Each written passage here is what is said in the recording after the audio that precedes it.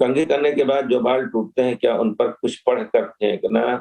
ہوتا ہے یا ایسے ہی پھینک دیں؟ اللہم صلی علی محمد۔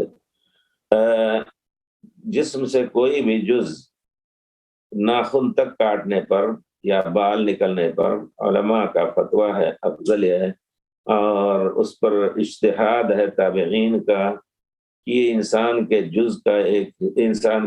کا ایک جز ہے،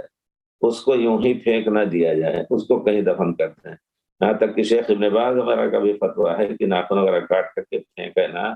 اور خاص طور پہ یہ بھی ایک حکمت ہے، اس کو دفن کر دیں بسم اللہ کر کے یا جیسے بھی ہو،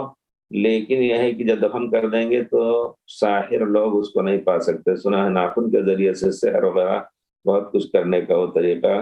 اسی طرح دانت ٹوٹ جائے اس کو بھی کسی کے ہاتھ میں نہ دیں،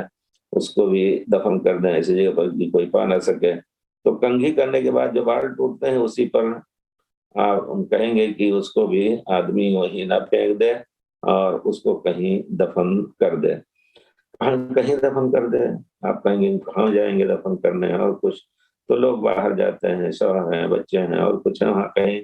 دفن کر دیں صحرا میں یا اور کہیں کسی جگہ پر، یا گھر کے قریب اگر کوئی کچی زمین ہے، بہرحال دفن کر دینا ہی افضل ہے۔ اور اگر پھینک دے رہا آدمی تو کوئی واضح طور پر اس کے بارے میں یہ تعلیم نہیں کہ اس کو دفن کرنا ہے تو نہ دفن نہ کرنے سے گناہ گار ہوگا، انشاءاللہ نہیں ہوگا، رہ گئی بات افضلیت کی۔ اسی طرح جس طرح انسان اللہ تعالیٰ سب کو محفوظ رکھتے، ضرورت کے وقت کسی کا کوئی جز کاٹ دیا جاتا ہے، پیر کا کچھ حصہ، ہاتھ کا کچھ حصہ، کسی ضرورت کے تحت اللہ تعالیٰ سلامت رکھتے سب کو، ہم سب کو، تو اس کو بھی وہیں پھینکنا جائز نہیں، اس کو باقاعدہ قبرستان میں دفن کرنا ہے۔